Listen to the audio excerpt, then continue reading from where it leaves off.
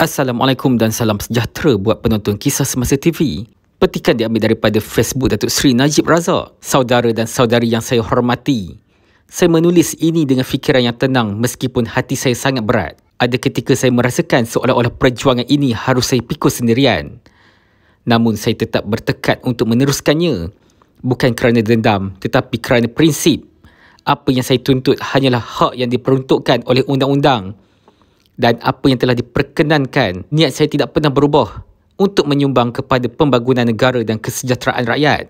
Perjuangan ini bukan usaha untuk mengelak daripada tanggungjawab. Ia adalah ikhtiar menegakkan keadilan, menjunjung integriti perlembagaan dan mempertahankan kedaulatan undang-undang yang dilaksanakan tanpa rasa takut atau pilih kasih. Saya akan terus menuntut hak saya melalui saluran yang sah dengan maruah dan kesabaran walaupun jalannya sunyi dan menuntut pengorbanan yang besar.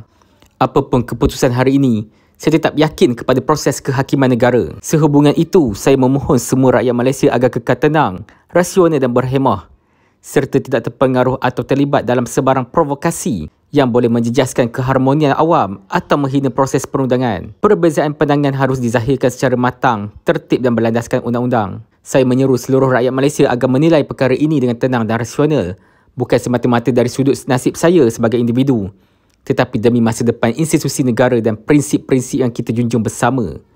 Najib Razak.